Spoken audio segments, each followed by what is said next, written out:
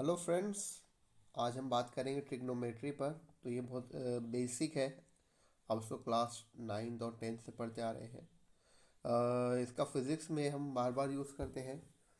तो समझते हैं ट्रिग्नोमेट्री को। ठीक है, तो ट्रिग्नोमेट्री में बेसिकली क्या होता है, जो ट्रायंगल होता है, ट्रायंगल की साइड्स और उसके जो एंगल्स होते हैं।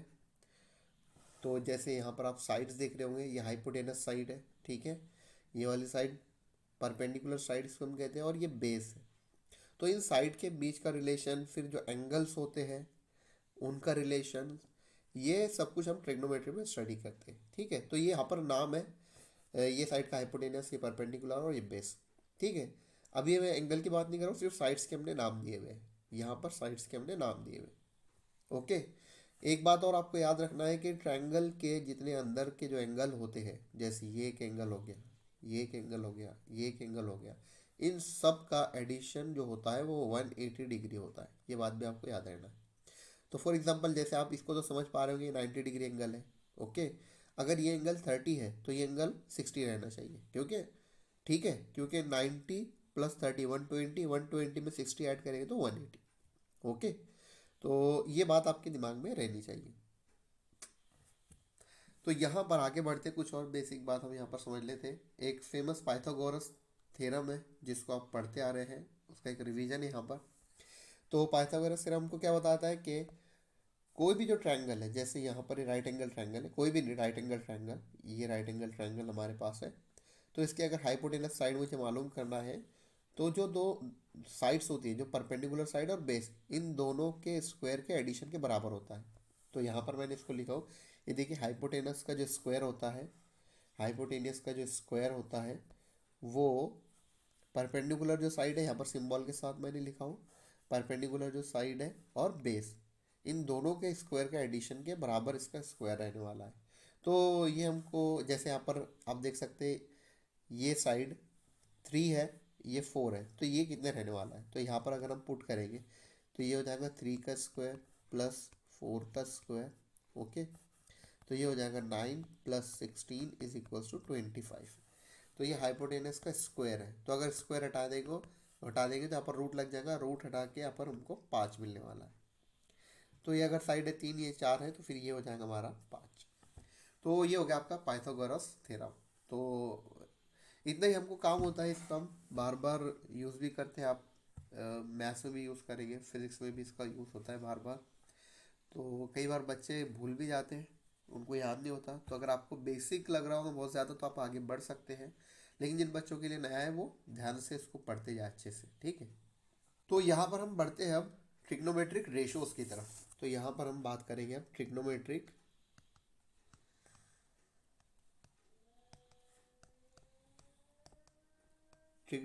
रेशियोज। ठीक है, तो ट्रिग्नोमेट्रिक रेशियोज क्या होती है। तो यहाँ पर अब, पहले तो हमने यहाँ पर बात की थी बिना एंगल की, अब हम एंगल की बात करें तो ये अगर एंगल है तो इस एंगल के सामने वाली साइड, ऑपोजिट साइड, इसको परपेंडिकुलर नहीं बोलेंगे, अब ऑपोजिट बोलेंगे। ठीक है। ओके। और एंगल के साथ लगी हुई जो साइड होती है वो एडजेसेंट, और ये वाली साइड हाइपोटेनियस ही होती है। ठीक है, ये हाइपोटेनियस ही होती है। तो ये आपको याद रखना है। तो यहाँ पर हम क्या करते हैं, अगर ये साइड और ये साइड का रेशो लेंगे, ठीक है, ये साइड और ये साइड का रेशो लेंगे, या फिर ये वाली साइड और ये वाली साइड को डिवाइड करेंगे, तो मैं इसको शॉर्ट में लिख रहा हूँ ओ, इसको लिख रहा हूँ ए, और ये एच है। तो अगर यहाँ पर हमारे पास ऐसे गिवन है, ठीक है, तो ये वाली साइड को डिवाइड किया मैंने ओपोजिट डिवाइड बाय हाइपोटेनियस। तो यहाँ पर मैंने लिखा ओपोजिट डिवाइडेड बाय हाइपोटेनियस। तो ये जो रेशो आएगा, ठीक है, ये साइन थीटा का रेशो आएगा यहाँ पर। क्लियर है बात। तो यहाँ पर हम इसको शॉर्ट में लिखेंगे, sine theta is equals to opposite upon में हाइपोटेनियस। फिर इसी तरीके से कॉस का होता है। तो यहाँ पर कॉस का क्या रहने वाला है, तो यहाँ पर कॉस का रहेगा, कॉस का होता है बे एडजेसेंट साइड। ठीक है, ये adjacent side divided by hypotenuse, तो इसको हम लिखेंगे एडजेसेंट अपॉन में हाइपोटेनियस। वैसे ही टेन थीटा होता है, आपके लिए इंपॉर्टेंट है, यानी ये एंगल को ध्यान में रखकर हम अब रेशोज निकाल रहे हैं, ये वाले एंगल को। तो ये वाली side, opposite side divided by hypotenuse, तो ये हो जाएगा आपका साइन थीटा का रेशो। रेशो में क्या करते हैं हम, कंपेयर करते हैं बेसिकली। तो यहाँ पर कॉस थीटा क्या होता है, कॉस थीटा होता है एडजेसेंट अपॉन में हाइपोटेन्यूस। तो आपको ये दो भी याद रहेगा ना, ये दो, तो फिर आपको सब कुछ याद हो सकता है, ठीक है। क्योंकि यहाँ पर आप देखेंगे तो टेन थीटा क्या होता है, टेन थीटा होता है, टेन थीटा को अगर मैं रेशियोज के टर्म में लिखना चाहूँ तो टेन थीटा होगा ओपोजिट अपॉन में एडजेसेंट, तो ओपोजिट अपॉन में एडजेसेंट, ठीक है। लेकिन टेन थीटा का एक जो फॉर्मूला होता है आपको याद रखना है, वो होता है साइन थीटा अपॉन में कॉस थीटा, फेमस होता है ये आपको याद रहना चाहिए। तो अगर आपको ये दोनों भी याद है तो यहाँ पर आप वैल्यू पुट करके निकाल सकते हैं। तो ये हो जाएगा साइन थीटा कितना था, ओपोजिट अपॉन में हाइपोटेनियस, कॉस थीटा कितना था, एडजेसेंट अपॉन में हाइपोटेनियस। तो इसको सॉल्व करेंगे हम, तो यहाँ पर हमको क्या मिलेगा, टेन थीटा, टेन थीटा मिलेगा, ये एच और एच कट हो जाएंगे तो ओपोजिट अपॉन में एडजस्ट, यही बात यहाँ पर हमको मिली और यही बात यहाँ पर हमको मिली, ठीक है ना। तो ये आपको याद रखना है, मतलब ये तीन ही हमारे ज़्यादा काम के हैं और ये आपको याद रखना है। तो हम दूसरे भी देख लेते हैं। तो दूसरे आपको याद करने की ज़रूरत नहीं है, आपको अगर ये तीनों याद है तो आपको हमें अपने अपने आप याद हो जाएंगे। तो जैसे साइन थीटा होता है ओपोजिट अपॉन में हाइपोटेनस, तो कोसेक थीटा होता है, कोसेक थीटा होता है वन अपॉन में साइन थीटा, ठीक है। तो वन अपॉन में साइन थीटा, वन अपॉन में साइन थीटा कितना निकाले अपन ने, ओपोजिट अपॉन में हाइपोटेनियस। तो यहाँ पर ये हो गया आपका कोसेक थीटा। तो यहाँ से एच ऊपर चला जाएगा, एच अपॉन में ओपोजिट। तो यहाँ से आप देख पा रहे होंगे कि कोसेक थीटा जो है वो हाइपोटेनस अपॉन में ओपोजिट, मतलब साइन थीटा का उल्टा है, ओके। तो वैसे ही यहाँ पर होता है सेक थीटा, तो ये हो जाएगा आपका एक सेक थीटा। तो सेक थीटा, सेक थीटा क्या होता है, कॉस थीटा का उल्टा होता है, ठीक है। तो कॉस थीटा का उल्टा वन अपॉन में एडजेसेंट अपॉन में हाइपोटेनियस, तो हाइपोटेनियस ऊपर चले जाएगा, तो ये होगा आपका सेक थीटा, सेक थीटा। तो सेक थीटा हाइपोटेनियस अपॉन में एडजेसेंट। तो वैसे ही आपका कॉट थीटा होता है, कॉट थीटा क्या होता है, कॉट थीटा होता है आपका वन अपॉन में टेन थीटा। तो यहाँ पर वन अपॉन में टेन थीटा क्या था, ऑपोजिट अपॉन में एडजेसेंट, तो एडजेसेंट ऊपर चलाएगा, एडजेसेंट अपॉन में ऊपर गई। तो ये चीज़ें आपको याद नहीं भी नहीं चलता, बस आपको याद रहना चाहिए ये तीन क्वांटिटीज, तीन ratios, sine theta, cos theta और उसके बाद टेन थीटा। तो यहाँ पर इनके एंगल अलग अलग एंगल पे अलग अलग वैल्यूज आती है, ठीक है। तो जैसे अगर मैं ये एंगल 30 डिग्री लूँ तो थीटा अगर अगर 30 डिग्री हो, तो यहाँ पर अगर मुझे साइन 30 मालूम करना है तो साइन 30 कितना हो जाएगा, यहाँ पर साइन 30 की वैल्यू होती है वन अपॉन में टू, ठीक है। यानी इसका मतलब ये है कि अगर ये एंगल थीटा है तो ये वाली साइड का रेशो, मतलब ये और ये, इसको जब हम डिवाइड करेंगे तो वन बाय टू आना चाहिए। तो इसका मतलब ये नहीं कि ये वन रहेगा और ये टू रहेगा, इसका मतलब ये नहीं, बल्कि ऐसा भी हो सकता है कि ये वाली साइड रहे थ्री और ये वाली साइड हो जाए सिक्स। तो इसका मतलब अगर हमने ओपोजिट डिवाइड बाय हाइपोटेनियस भी किया यहाँ पर, थ्री डिवाइड बाय सिक्स, तो थ्री डिवाइड बाय सिक्स ये क्या हो जाता है, वन बाय टू आ जाता है। तो इनकी वैल्यूज, ये दोनों साइड्स की वैल्यूज कुछ भी हो सकती है, लेकिन उनका रेशो वन बाय टू जरूर आएगा। कब, जब एंगल हो जाए 30 डिग्री, जब एंगल हो जाए 30 डिग्री। तो आई होप कि आपको ये समझ में आया होगा, आपको ये डायग्राम में रहनी चाहिए दिमाग में, आपको ये वाला फार्मूला, ये वाला फार्मूला, ये वाला फार्मूला याद रहना चाहिए, ठीक है। अगर आप थोड़ा कन्फ्यूजन हो रहा है तो दोबारा इसको देखिए अच्छे से। तो यहाँ पर मैंने आपके लिए एक आसानी ये किया हो कि एक टेबल यहाँ पर ड्रॉ आपके लिए ऑलरेडी कर चुका हूँ। आपको ये टेबल याद रख लेना है, बहुत सिंपल टेबल है। यहाँ पर इसको मैंने ये थीटा पहला कॉलम देख रहे होंगे, तो ये एंगल दिया हुआ है 0 डिग्री, 30 डिग्री, और ये रेडियन के टर्म में लिखा हो। तो आपको याद रहना चाहिए कि रेडियन की जो वैल्यू होती है वो होता है pi is equals to 180 degree, pi is equals to 180 degree, pi radian is equals to 180 degree. तो 30 डिग्री को अगर मैं रेडियन में लिखा जाऊंगा तो पाई बाय सिक्स हो जाएगा, क्योंकि 180 को आप डिवाइड करेंगे सिक्स से तो आपको 30 डिग्री मिलेगा, ठीक है। 180 डिवाइड बाय 30, तो आपको कितना मिलने वाला है, आपको मिलने वाला है यहाँ पर, वो सॉरी सिक्स से, 30 से डिवाइड कर दिया मैंने, सिक्स से, तो आपको यहाँ पर मिलेगा 30 डिग्री, ठीक है।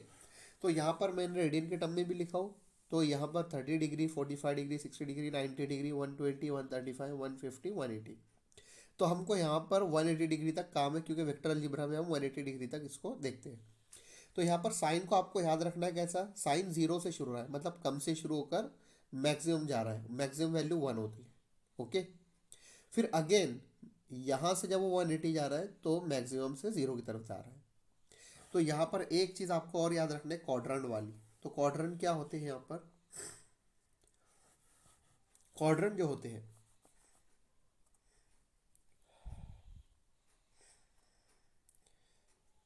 तो यहाँ पर हमारे पास 4 क्वाड्रेंट्स होते हैं। ठीक है, ये इस तरीके से आप हटाएंगे, इसको बनाएंगे तो ये 4 क्वाड्रेंट, ये फर्स्ट क्वाड्रेंट, ये सेकंड, ये थर्ड और ये फोर्थ। तो यहाँ से यहाँ आप देख रहे होगे तो 90 डिग्री है। फिर यहाँ से यहाँ जब मैं जाऊँगा तो ये 180 हो जाएगा। फिर यहाँ से यहाँ जो एंगल हो जाएगा वो 270। फिर यहाँ पर वापस ये आ जाऊँगा तो ये हो जाएगा 360 डिग्री। तो अगर मैं क्वाड्रेंट 1 की बात करूँ तो यहाँ पर एक क्वाड्रेंट 90 डिग्री। तो आप देखेंगे तो यहाँ से यहाँ जब हम जा रहे हैं तो 90 डिग्री, ये 90 डिग्री है, ये 0 डिग्री है। ठीक है, इसके बाद ये 270 डिग्री है और ये 360 डिग्री है। ठीक है, तो यहाँ पर क्या हो रहा है, ये 360 डिग्री, सॉरी 0 डिग्री, 90 डिग्री, ये 180 डिग्री, उसके बाद ये हो जाएगा आपका 270 डिग्री और यहाँ पर आ जाएगा आपका 360 डिग्री। तो यहाँ से यहाँ जब आप जाएंगे तो साइन थीटा कम से ज़्यादा की तरफ आएगा। फिर जैसे आप 180 की तरफ जाएंगे तो ये क्या होगा, ये कम होते जाएगा अगेन। ठीक है, मैक्सिमम वैल्यू 1 होती है और इसके बाद आप देखेंगे तो 0 और फिर -1। तो इसके बीच में वैल्यूज़ इनकी क्या करते रहती है, ऑसिलेट करती रहती है, साइन की और कॉस की। तो साइन और कॉस ये जो फंक्शन है कंटिन्यूअस फंक्शन में हम इसको कहते हैं, क्योंकि आप हर एंगल पे इनकी वैल्यू डिफाइन होती है। ठीक है, यहाँ पर आप ये डैश देख रहे होंगे तो ये डैश का मतलब क्या है, डैश का मतलब ये है कि यहाँ पर कोई वैल्यू डिफाइन नहीं है टेन थीटा के लिए, पर टेन 90 डिफाइन नहीं होता है। ठीक है, वहाँ पर उसकी वैल्यू हमको नहीं मिलती है। तो साइन और कॉस दो ऐसे फंक्शन है जो हमको कंटिन्यूअस होते हैं, मतलब इनकी वैल्यू हर एंगल पर डिफाइन है। इनकी वैल्यू आप देखेंगे तो हर एंगल पे डिफाइन है, नॉट जस्ट 0, 30 डिग्री, ये सब स्टैंडर्ड एंगल है। 30 डिग्री, 45, 60, 90, 120, 135, 150, 180, ये सब स्टैंडर्ड एंगल है। ठीक है, तो स्टैंडर्ड एंगल के अलावा भी इनकी वैल्यूज क्या होती है, डिफाइन होती है हर जगह, हर हर एंगल पे। तो इसलिए कंटिन्यूस फंक्शन भी, इसलिए हम इनको वेव फॉर्म के अंदर भी यूज़ करते हैं। जब हम वेव्स पढ़ते हैं तो वहाँ पर भी साइन और कॉस यूज़ होते हैं। तो इनकी वैल्यू 1 और -1 के बीच में झूलते रहती है, बीच में आपको 0 मिलेगा यहाँ पर। तो ये 0 से शुरू हुआ था साइन थीटा, 0 साइन 0 पे 0 यहाँ पर आप देखेंगे। फिर आप जैसे जाते जा रहे हैं 90 की तरफ, 90 की तरफ जैसे जा रहे हैं तो बढ़ते जा रही है 90 पे मैक्सिमम। फिर जैसे आप 180 की तरफ जाते जा रहे हैं यहाँ पर तो आप अगेन आप 0 की तरफ जा रहे हैं। फिर आप जाएंगे तो यहाँ पर -1 की तरफ आएंगे, ये चलते रहेगा। तो कॉस का कैसा है, कॉस मैक्सिमम से शुरू होता है, कॉस मैक्सिमम से शुरू होगा 90 पे 0 होगा, मैक्सिमम से शुरू होगा 90 पे 0 होगा। फिर अगेन वो क्या होगा, उसकी वैल्यू माइनस की तरफ जाती जाएंगी। तो यहाँ पर एक और बात आपको याद रखना है, वो ये है कि पहले क्वाड्रेंट में सारे ट्रिग्नोमेट्रिक रेशियोज पॉजिटिव होते हैं, दूसरे क्वाड्रेंट के अंदर साइन पॉजिटिव होता है बस। ठीक है, और साइन पॉजिटिव हुआ यहाँ पर दूसरे के अंदर, तीसरे के अंदर ऑल साइन टैन, यहाँ पर तीसरे में टैन पॉजिटिव होता है, और चौथे के अंदर कॉस पॉजिटिव होता है।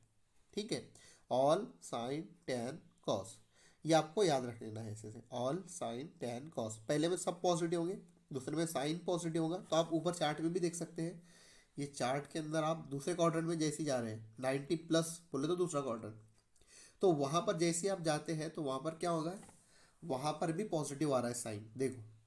और जैसे कॉस को आप देखेंगे तो कॉस जैसे ही यहाँ से ट्रांसफर हो रहा है, ये 90 से ये 0 के आगे जैसे आ रहा है तो माइनस में चला जा रहा है, टैन भी माइनस में चला जा रहा है। ठीक है, तो यहाँ पर क्या हो रहा है कि जैसे ही आप क्वाड्रेंट चेंज कर रहे हैं तो कोई पॉजिटिव होगा कोई नेगेटिव होगा। तो पहले इसमें सब पॉजिटिव, दूसरे में सिर्फ साइन पॉजिटिव, तीसरे में टैन पॉजिटिव, चौथे में कॉस पॉजिटिव। तो ये आपको याद रहना चाहिए। आई होप कि आपको ये समझ आया होगा। तो इतना हमारे लिए काफ़ी है, बाकी अगर कुछ रहेगा रिक्वायरमेंट तो मैं आपको ड्यूरिंग लेक्चर समझाते रहूँगा। So that's it for today.